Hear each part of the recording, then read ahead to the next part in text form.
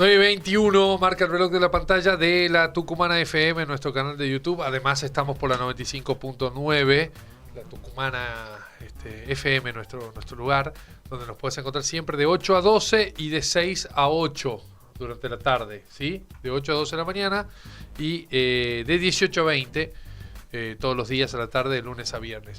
Vamos a darnos ahora el gusto de hablar con una persona con una larga trayectoria en la política tucumana. Ha sido vicegobernador de Tucumán en el periodo 99-2003. Sí, 99-2003, con Julio Miranda como gobernador. Entre otras cosas, ¿no? Ha ejercido diferentes cargos públicos. Actualmente no tiene ningún cargo público, pero escribió una nota que la verdad me pareció súper interesante. Está publicada en el tucumano.com en la sección de Tribuna Abierta, se lo recomiendo. Es Narcolandia, Timba Financiera, Narcisismo y Rock and Roll. Es un análisis del momento histórico que se vive, particularmente en la Argentina, pero también haciendo hincapié en Tucumán, por supuesto. Le damos la bienvenida, está del otro lado el señor Sixto Terán. Bienvenido al aire de la Tucumana de mañana. Muy buenos días para todos los tucumanos y para ustedes dos en especial. No, por favor, gracias por su tiempo. Y la verdad que veíamos un poco la nota, la leíamos, la charlábamos también fuera del aire, muy interesante el análisis. Y haciendo hincapié principalmente en lo ridículo y lo desopilante, ¿no? Palabras tuyas en cuanto a esta situación que hoy se vive en la Argentina. Sí, bueno, evidentemente estamos viviendo pasos de una especie de tragicomedia que se inaugura cuando el pueblo argentino toma, casi yo diría por hartazgo y por fracasos sucesivos, la decisión de votar a un personaje que de entrada todos sabíamos no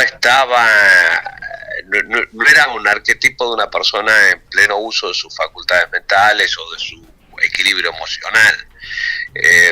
Todas sus apariciones habían sido propias de un showman que buscaba generar disrupción, que quería generar situaciones de fuerte tensión verbal, de agresividad, que reivindicaba metodologías comunicacionales de violencia, pero que en su momento todo eso le sirvió para canalizar un fuerte nivel de fastidio de la sociedad. Ahora bien, eso puede servir para ganar un comicio, pero sin ninguna duda no sirve para gobernar. Claro. Y como no sirve para gobernar, se inició un circuito a partir del 10 de diciembre del 2023 que bueno, a todos los que tratamos de razonar la política nos tiene profundamente preocupados, porque se inauguró con mentiras, se continuó con distorsiones cada vez más profundas de la realidad, con una gran agresividad y perdiendo todos los consensos a lo largo del camino respecto de aquellos que inclusive lo habían querido ayudar. Arrancó, por ejemplo, mintiendo, diciendo de que tenía un 15.000% de inflación el día que él recibe la Argentina, sí. Lo cual es falso, pero falso, tan abruptamente falso que no requiere ninguna contradicción, pero él lo afirma. Es más, 2 meses después, cuando hace una presentación de un proyecto de ley, dice: recibí ya el gobierno con el 17.000% de inflación, sin explicar esa brecha entre la locura primaria del 15.000% al 17.000%. Claro. Pero bueno, más allá de todo lo pintoresco del personaje, empieza a requebrajarse por todos lados, porque la puesta en funcionamiento del programa económico de una persona cuya única habilidad especial es la de la timba financiera, como es Luis Caputo, ha ido llevando a la Argentina a una espiral increíble, que a mí me cuesta entender el nivel de tolerancia popular, ¿no? Porque, ejemplo, desde el 2023 se generó como primera medida un artificial incremento de la inflación a través de una devaluación brutal.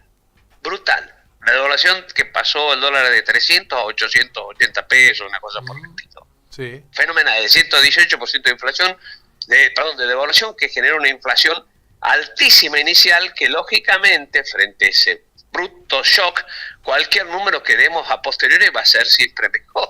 Claro. Es como cuando hablan ahora de que está creciendo el país. ¿Qué va a estar creciendo? Lo destruyeron, entonces cualquier movimiento de la aguja después de la destrucción va a aparecer como un incremento. Pero lo grave de todo esto, muchachos, es que este sistema viene generando una necesidad de auxilios financieros del orden de los 20.000 millones de dólares cada 6-7 meses. Claro. Entonces no se entiende cómo esto. Tenemos un programa que ajusta a los que menos tienen, consolida la casta. De hecho, todos los apellidos que integran el gobierno de Milei forman parte de la casta política más rancia. Hablan en contra del kirchnerismo, y el secretario de Turismo de su gobierno es quien ha sido vicepresidente, Néstor Kirchner, gobernador de la provincia de Buenos Aires durante 8 años por el kirchnerismo y precandidato a presidente del kirchnerismo. Es un dilate lo que estamos viendo, porque nadie le para el carro a este muchacho y le dice: has mentido desde el primer día hasta ahora. Y lo que describo yo en mi artículo es que todas estas cosas que nos venían pasando llegan a un punto ya de explosión brutal, porque lo que acontece con la designación y conformación de las listas de candidatos de la provincia de Buenos Aires en La Libertad Avanza desafía todo nivel de sentido común, muchachos, desafía todo sentido nivel de sentido común y de racionalidad. A sabiendas de que José Luis Espert tenía una causa vinculada a un presunto financiamiento por un narcotraficante buscado por la justicia de Estados Unidos, lo colocaron en primera posición de la lista de candidatos. ¿Cómo será el nivel de impunidad y de locura que tienen, que lo hicieron sabiéndolo, claro, pensando que esto no iba a ser utilizado, pero además dejando al descubierto una vinculación entre el gobierno de Milei y el narcotráfico que asusta? Claro. Ya el ministro de Justicia, Cunio Libarona, es una persona que se ha hecho multimillonario gracias a defender narcotraficantes. Esto es un hecho que ustedes lo pueden ver simplemente con acceder en Wikipedia a la biografía personal del ministro Cunio Libarona.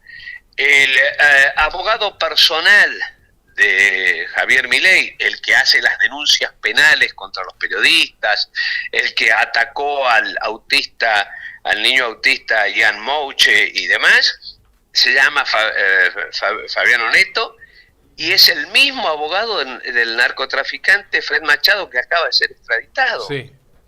Y esta oscura trama ha permitido, muchachos, que la Corte Suprema de Justicia de la Nación, en una actitud que a mí me resulta inexplicable, durante 4 años y 3 meses haya mantenido pisado un expediente donde nada más y nada menos la justicia de Estados Unidos le pedía la extradición de una persona que estaba siendo acusada de narcotráfico a escala internacional. A escala internacional. Y eso venía pasando y hubiera pasado por los siglos de los siglos, y este buen señor se hubiera quedado cómodamente a disfrutar de su retiro y de sus millones en Viedma, en su casa de 10 hectáreas y demás, de no haber mediado este escándalo que fue puesto al descubierto. Claro. Y todas las actitudes que hemos visto han sido disparatadas. Realmente ahora están arrepentidos de haberla puesto de número 2 una señora que se llama Karen Basket, pero se hace llamar Karen Reichert porque es un nombre de batalla. Claro, si la tienen que poner, pobrecita, a debatir, no está en condiciones de hacerlo, pero porque no le importaba cómo se armaban las listas, no le importaba la calidad personal, intelectual ni moral de los candidatos. Es una cosa profundamente llamativa, proviniendo de quien venía con el mensaje de que iba a cambiar la casta. De cereza de toda esta torta descomunal y absurda, se produce el penoso acto en el Movistar Arena donde aparece la puesta en escena de un individuo que en otro momento todos hubiéramos dicho, señor, este señor está loco, no está bien de la cabeza, está haciendo una payasada, se está dando el gusto de su vida de hacerse el artista con los recursos del Estado. Claro. Nadie pregunta quién pagó el Movistar Arena, nadie pregunta quién pagó toda la puesta en escena de esa tecnología diabólica que encarnaba violencia, y todo esto en el medio de un contexto donde las palabras no alcanzan. Claro. Yo escribo todos los jueves en una página literaria mía que se llama No me callo más en Substack, ¿no? Sí. No alcanzo a hacer el raconto de todos los hechos, porque la semana anterior le perdonaron $1.700 millones a 7 grandes cerealeras para que se enriquecieran. Claro. Esos dólares los timbiaron a todos, los timbiaron a todos, que tuvieron que ir a pedirle ayuda al Tesoro de Estados Unidos en forma desesperada al borde de la corrida cambiaria. Claro. Todo eso que venía pasando pasa el mismo día que el Senado le había obligado a promulgar la ley de ayuda a los enfermos con discapacidad, y que dicen, no tengo plata, por lo tanto no la voy a cumplir a la ley. Nunca lo he visto en mi vida una cosa así, que se diga en un texto escrito.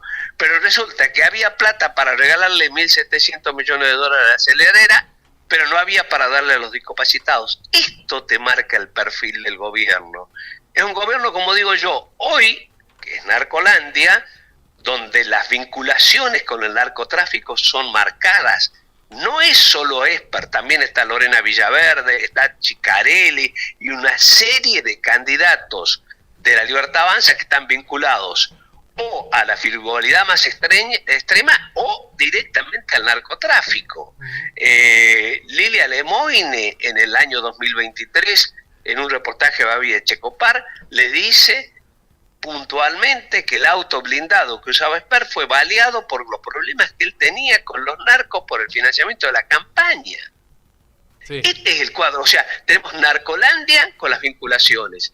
Tenemos los timberos financieros, que son los que único que les interesa es apretarle a la gente, sacarle la plata con el único destino de garantizarle las rentas extraordinarias a los timberos de la especulación financiera. Se mata la economía real para sostener lo que ellos llaman pomposamente la macroeconomía, que ninguno de nosotros entiende a dónde llega el día a día cuando tenemos que llegar a fin de mes.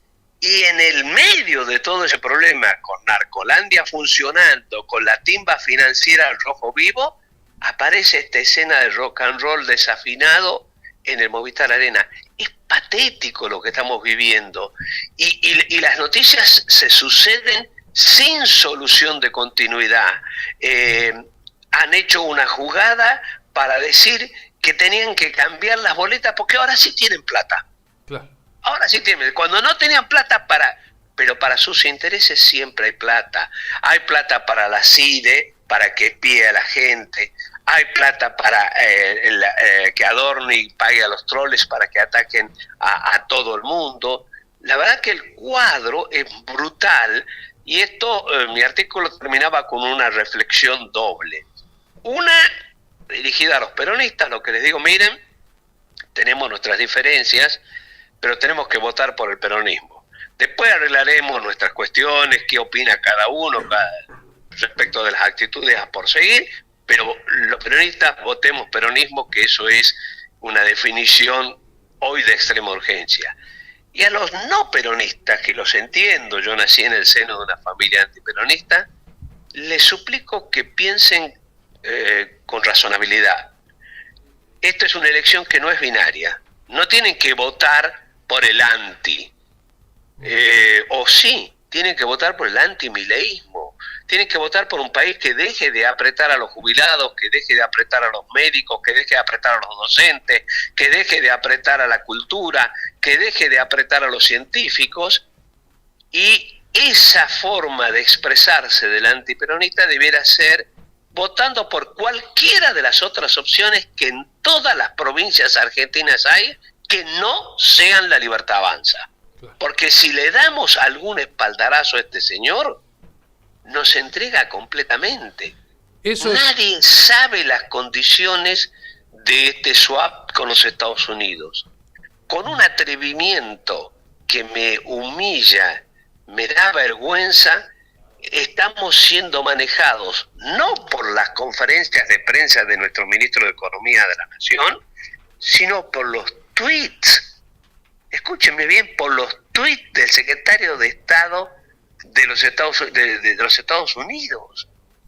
Este señor saca un tweet y con eso indica qué es lo que tenemos y qué es lo que vamos a hacer. Y nos dice que vamos a tener que olvidarnos de los chinos, lo cual es una locura. ¿Ustedes saben quiénes compran la soja de los argentinos? Los chinos. Principalmente sí. ¿Ustedes saben quién es nuestro competidor comercial en la venta de soja a los chinos? Los Estados Unidos. Sí. Por eso los Estados Unidos han puesto el grito en el cielo cuando se bajaron las retenciones y obligaron a esa jugada torpe de 7 días. Claro. Después dice también, dicen que van a ir a por los minerales raros. Yo realmente estoy impactado. Y Cristalina Georgieva, desde el Fondo Monetario Internacional, emite declaraciones que dicen: hay que apalancar a los líderes que tengan el coraje de reducirle el 40% el salario y las jubilaciones a sus pueblos. Una locura. Yo realmente no lo he visto nunca a un nivel de dependencia tan vergonzoso, y no le está hablando una persona que sea un trotskista ni de la extrema izquierda, ni nada. Yo soy un defensor de la propiedad privada, un defensor del capital, un claro convencido de la competencia y que el desarrollo económico y la inventiva del empresariado es vital para la salud económica de la Argentina. Pero esto es un disparate. Acá lo único que importa es la timba, la plata que se hace sin generar empleos. Acá estamos asistiendo, ayer salió un informe que dice que desde que Milei está en el gobierno cerraron por día 28 empresas. Por día. Una locura. Una locura. Y hay otro informe de un economista que se dedica nada más que a hacer la medición de los hábitos de consumo de la gente, que dice que para el 70% de los argentinos, escuchen ese número, el 70% de los argentinos, el mes termina el día 20, sí, y el resto del tiempo se llama lo que se denomina pobreza intermitente. Viven como pueden, tomando deuda, y haciendo un nivel de zozobra como Dios los ayude.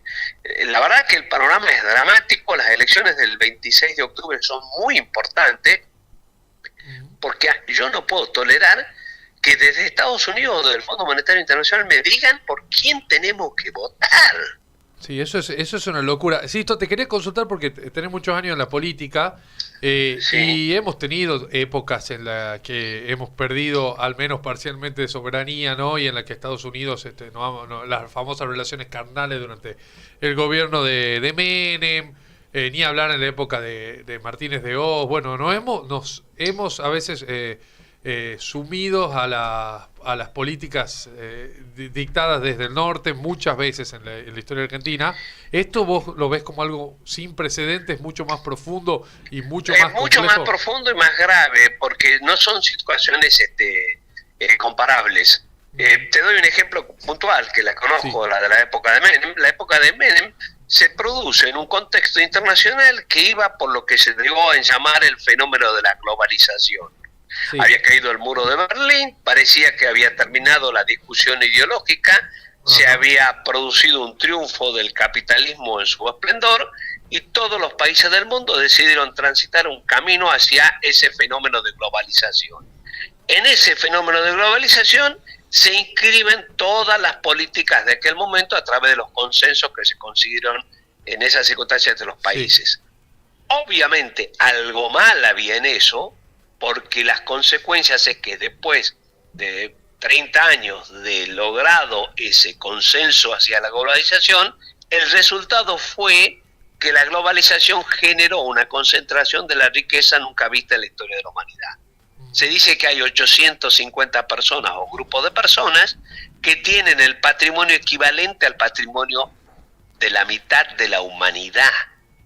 Obviamente ese es un resultado no querido, pero era el momento en el que se vivió. Los hechos se deben juzgar desde la contemporaneidad.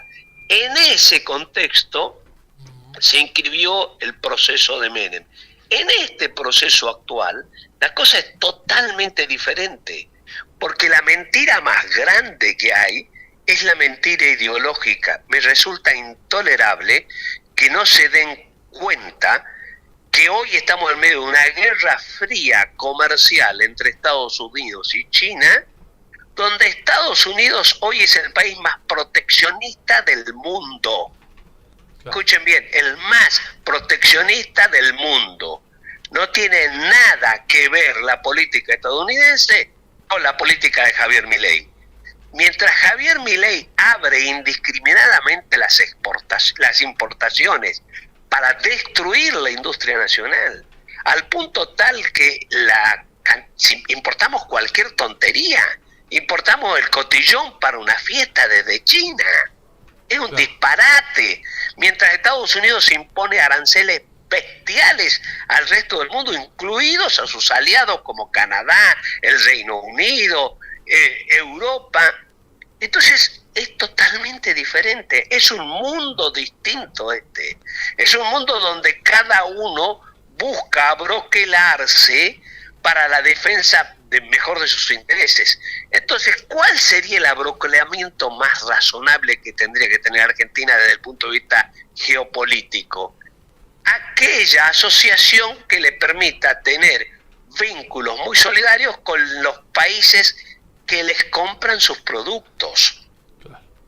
Si yo me voy a pelear con mis potenciales clientes, me va a ir mal. ¿Y a quién le vendo yo? Los dos socios comerciales más importantes de la Argentina son desde hace muchísimo tiempo Brasil y China. Claro. China y Brasil. Y me peleo con Brasil y con China. Claro. Es un disparate. Es un disparate. Yo te digo, realmente no he visto nunca, además, un nivel de sumisión tan absoluta. Nunca jamás Argentina ha votado de la manera que está votando en las Naciones Unidas, generando antecedentes negativos para con, por ejemplo, los intereses de Argentina en las Islas Malvinas. Este señor se llena la boca elogiando a la Margaret Thatcher, que fue la comandante en jefe que ordenó matar a argentinos. Yo no sé si nos estamos dando una idea de la magnitud del personaje, que además es un pobre muchacho lleno de problemas psicológicos que a toda luz salen, que está absolutamente sometido a los dictados de su hermana, a la cual no se atreve a contradecirle nada, ni aunque le den la cana con las coimas del Andís. Este es un escándalo que está ahí, y que además tiene una obsesión por el dinero, porque toda la estafa de Libra también sigue las actuaciones judiciales. El gobierno tiene un escándalo de corrupción por mes, y nos vamos olvidando, nos hemos olvidado que ha muerto la gente con el fentanilo. Nos olvidamos, nos hablan de la seguridad y desaparece Loan y nadie dice nada. Se producen, yo realmente creo que hay una especie de anestesia dentro de lo que podríamos llamar el sector independiente, no peronista y demás, que le están consintiendo a este gobierno conductas que no le hubieran consentido a nadie. Imaginen ustedes que el peronismo coloque a la cabeza de su lista de la provincia de Buenos Aires a un reconocido personaje financiado por narcotraficantes. ¿Por qué eso, Sisto? ¿Por qué pensás que este gobierno cuenta con ese apoyo o por lo menos indiferencia ante hechos que en otro momento, como bien decís, hubieran sido un escándalo? Porque hay una cuestión identitaria social que es difícil de vulnerar. Se piensa desde la base. A ver, nosotros no pensamos desde cero. No sé si me explico lo que les quiero decir. Siempre pensamos desde un prejuicio que viene con nuestra educación y nuestra conformación y nuestra identidad social. ¿Correcto? Sí. Entonces, esos condicionamientos nos hacen que veamos las cosas con un sesgo, con una parcialidad, que las personas con más ejercicio racional continuamente ponen en cuestionamiento ese sesgo porque saben que están condicionados a ver la realidad de una manera determinada, ¿correcto? Y de eso no se escapa nadie. El tema es que acá hay un sector de la sociedad que ya hace muchos años está con un profundo desprecio por los sectores sociales más bajos. Son los que te hablan, perdón por la expresión, no es mi estilo, de los negros de mierda, de los vagos, de los planeros, y con un desprecio que le surge a flor de piel. Porque en el fondo el terror de la gente de la clase media es algún día caer en esa situación. La situación de la desesperación, de la necesidad de una ayuda para subsistir, es angustiante. Entonces hay que marcar una especie de muro divisorio, que es lo que pide esta Karen Reichert, increíble. En alguno de sus Twitter decía que quería levantar un muro que nos separe a la gente de bien, comillas, no sé qué le vende bien, de la gente que son los negros. Y esta situación de identidad social hace que muchas personas tengan miedo de avanzar en un razonamiento lógico para no sentirse identificados con aquellos que desprecian. Por eso yo los invito siempre, cuando hablo con ellos, les digo, mire muchachos, olvidémonos de la política. Primero, pongamos un video de Milei en el Movistar Arena. Y díganme, con el corazón en la mano, si esa persona que ustedes ven allí es una persona normal o es una persona que está desquiciada. ¿La contratarían ustedes para que les maneje su empresa? Y entonces, ¿por qué lo contratan para que sea presidente de la nación? Sisto, vos fuiste vicegobernador entre el 99 y el 2003. Y en el medio hubo un evento que fue un parteaguas en la historia argentina de lo que va del siglo XXI, que fue la crisis o el estallido de diciembre del 2001. Imagino que vivirlo desde adentro de la política es diferente de vivirlo como ciudadano de a pie, común y corriente, pero digo, ¿encontrás puntos de contacto entre ese caldo de cultivo donde se fue cocinando esa muchísimos, y más allá de personajes como Stephen Eger y Patricia Bullrich que se repiten en este gabinete, en esta estructura del poder político, pero encontrás puntos de contacto? ¿Crees que hay un clima similar, como el clima de época de aquel momento donde se fue cocinando esa crisis? Creo que el clima de época es gravísimo. El tránsito por la política en el año 2001 es, en lo personal, el momento de mi vida particular del cual estoy más orgulloso, porque tuvimos el coraje para sobrevivir a una debacle espantosa y tuve la oportunidad de participar de situaciones dramáticas, de un nivel de tensión fenomenal. Creo que hay algunas diferencias que son importantes. Una de las diferencias es que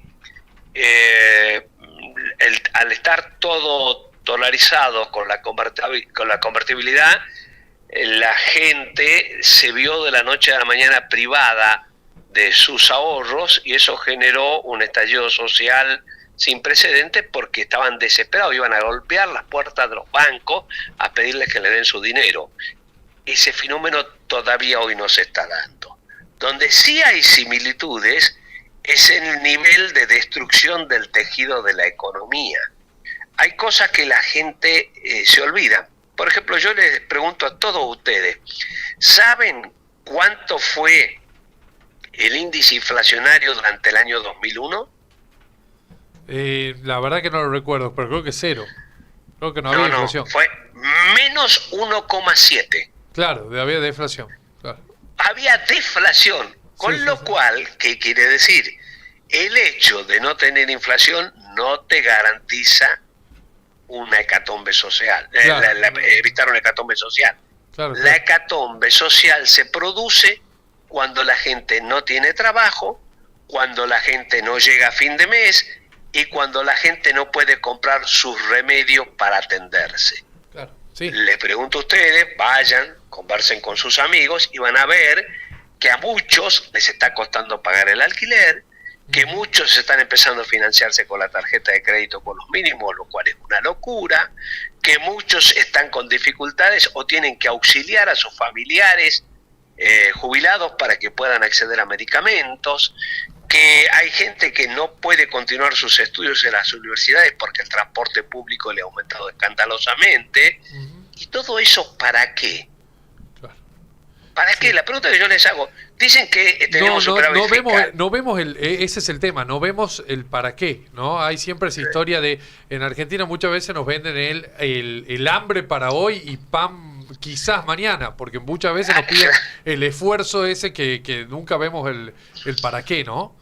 Miren, chicos, hay un economista liberal ultraortodoxo que se llama Diego Giacomini, que es amigo personal de Javier Milei, que está peleado a muerte ahora, porque considera que, con razón, la política de Milei es profundamente antiliberal desde el punto de vista que toca artificialmente una de las variables básicas de la economía, que es la paridad cambiaria. La política cambiaria es absolutamente intervencionista y por eso estamos quemando dólares a lo pavote y cada 6 meses necesitamos 20.000 millones de dólares. Bueno, este economista Diego Giacomini dice que el programa es dinámicamente inconsistente y explica qué quiere decir eso.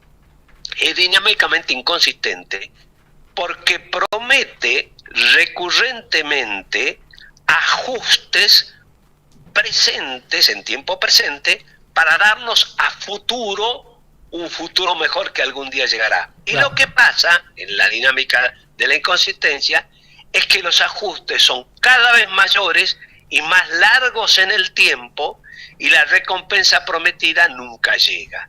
Y esto va generando una fisura estructural del sistema que hace que la gente se canse. Uno puede apostar la base de un ajuste. Usted vaya a una economía familiar y dígale a su familia que tiene necesidades de hacer bajas y ajustes. Lo que le van a decir, bueno, bárbaro, nos ajustamos todos. Ahora, si vos te vas a jugar al golf y te vas al Caribe, te vas a Europa y tu mujer no tiene para comer, tus hijos no tienen para pagar el colegio, etcétera, etcétera, bueno, va a haber un reclamo. ¿Y qué es lo que está viendo hoy la sociedad? Que hay un 70% que está poniendo el lomo y hay un 30% que se la está llevando en pala. Están construyendo una sociedad para ese 30% que cada vez es más rico, que como tiene recursos, se va y le compra el terreno a la persona que no le queda más remedio que venderlo porque no puede sostenerlo, se va y tiene muchas ventajas más comparativas para viajar al exterior. Entonces la persona que no tiene capacidad de ahorro, el costo del dólar le resulta en teoría y hacia afuera indiferente, pero al que tiene capacidad de ahorro dice, qué bueno, me voy a Europa, están de modas los vuelos de nuevo a Punta Cana, la cantidad de tucumanos que se van a Punta Cana, al Caribe, a esto, porque el dólar está barato. El dólar está barato y al estar el dólar barato se benefician unos pocos y se perjudican muchos. ¿Quiénes se perjudican? La industria nacional, porque se importa cualquier cosa mucho más barata, entonces destruimos la industria nacional. ¿Qué tiene como efecto? Que la industria nacional al destruirse hace que se pierdan empleos. Cuando se pierden empleos la gente tiene menos plata y esa gente que tiene menos plata, ¿qué hace? Consume menos. Cuando se consume menos, se retroalimenta, la pyme no puede vender, tiene que volver a despedir empleados. Entonces, ¿cuál es la promesa de Milei para el 26 de octubre? Más de lo mismo, más rápido y más duro. Sí, tal cual. Y eso ahí te quería preguntar, si esto ya para antes de cerrar, yo no veo ni siquiera vocación de poder en el gobierno, no veo que se quieran quedar, ¿no? Que quieran persistir en el poder. Veo que vienen de una paliza electoral en Buenos Aires y no han tomado una medida popular después de eso, ¿no? Lo mismo veía con Macri. Yo me acuerdo del gobierno de Macri transitaba, iban ya 2 años, 3, digo, bueno, en algún momento Macri va a hacer algo para que la gente lo vote de nuevo, ¿no? Y no lo hizo nomás y no lo votó la gente de nuevo. Y ahora veo algo parecido, digo, ¿en qué momento este gobierno va a tomar medidas populares, populistas, si querés, demagógicas, algo como para que invite a que esa gente que se empieza a desencantar, que ya es bastante la gente desencantada con el gobierno, diga, bueno, vuelvo a apostar, vuelvo a confiar en esto, o están simplemente tratando de llevarse todo lo que puedan y cuando se termine, ¿no? Cuando la cuerda se corte, que se corte nomás. Bueno, yo creo que acá hay lo que se llama el populismo de derecha. Ajá.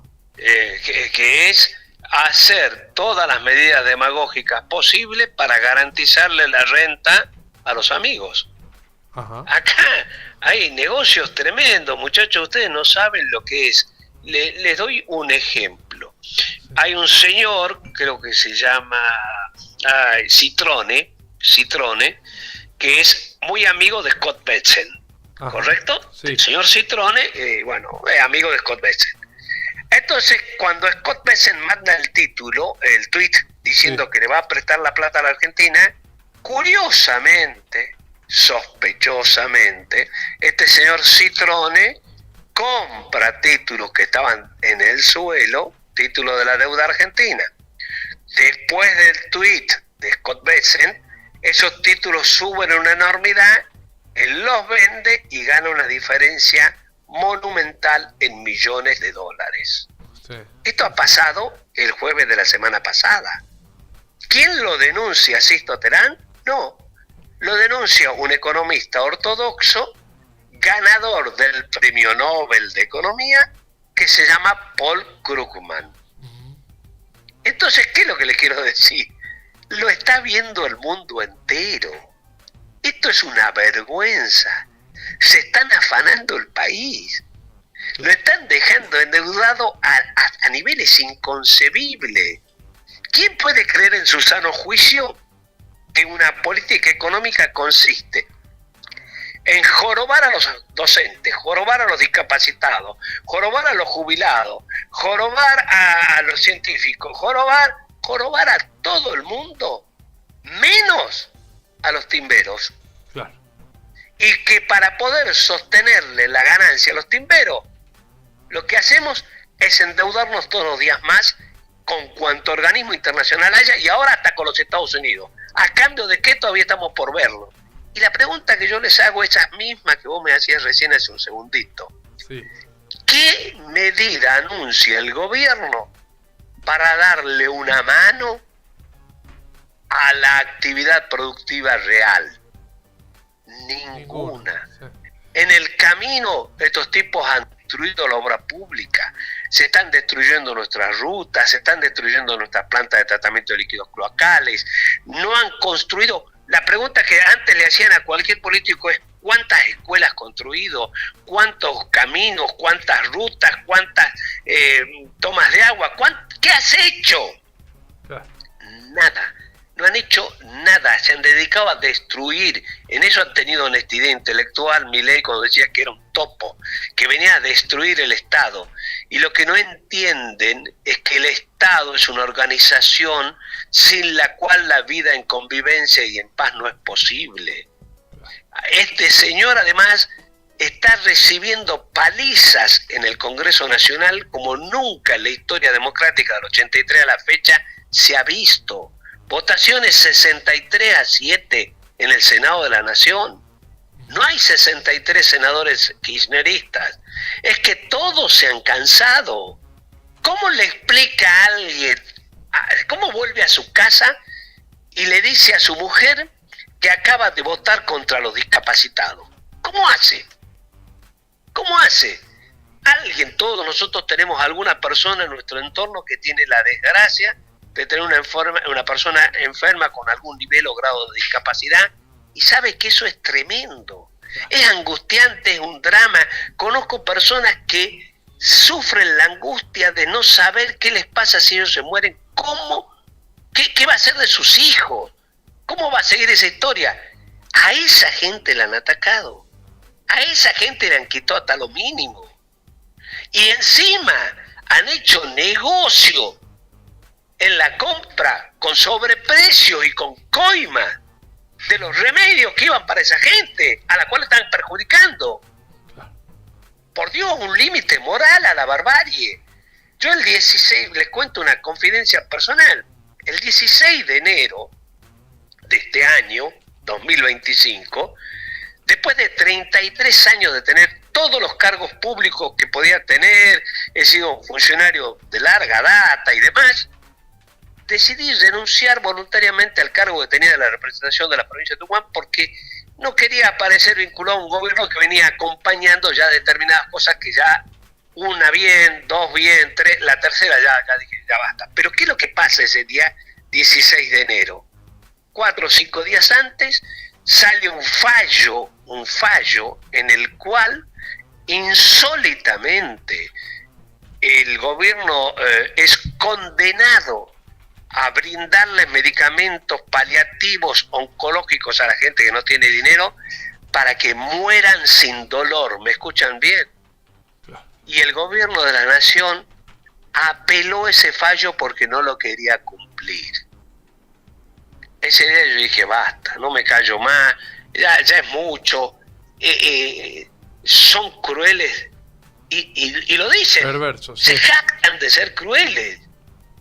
Sí, sí. Tienen una soberbia brutal. Miren la soberbia de Esper, que hablaba despectivamente, que insultaba a todo el mundo, que en una reunión en la Universidad Católica Argentina le insultó a Florencia Kirchner con una bajeza vergonzosa. Termina después saliendo, corriendo en una moto escondida y después llorando, después de haberle mentido a la gente en la cara.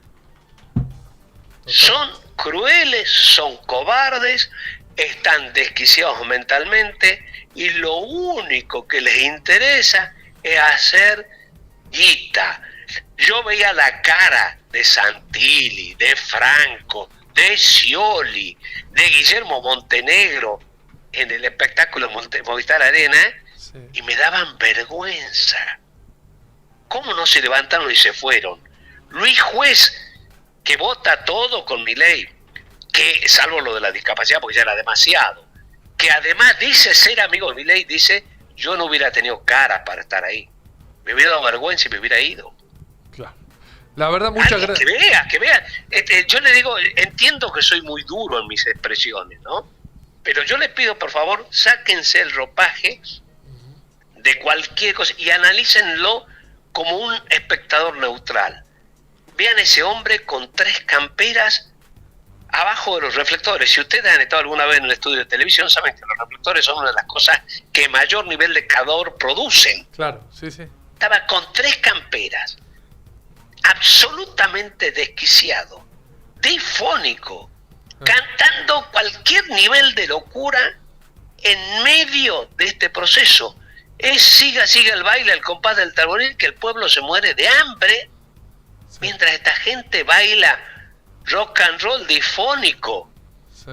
Se lo puedo permitir a la gente joven, que lo ve esto como si fuera una broma. Ahora Scioli, Santilli habla de casta. Santilli habla de casta, esto en todos los gobiernos por haber. Claro. Franco habla de casta. ¿Saben ustedes que Guillermo Franco fue director del Banco Interamericano de Desarrollo, designado en forma personal para representar a Argentina en ese banco por Alberto Fernández?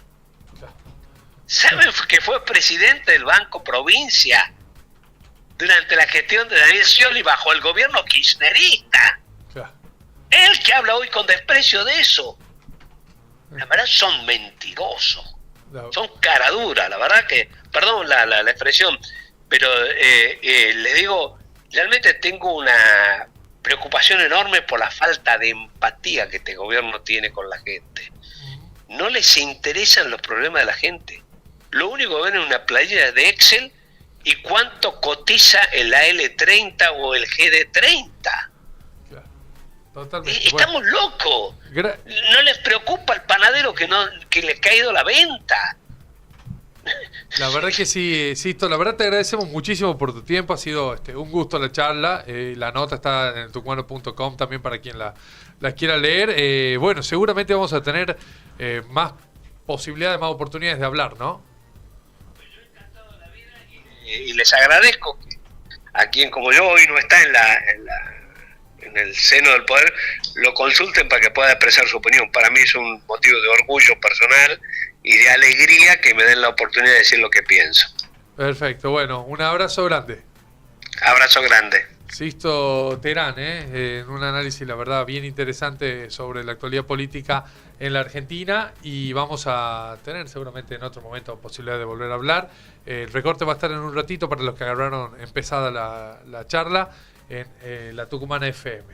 Momento de la música, enseguida volvemos.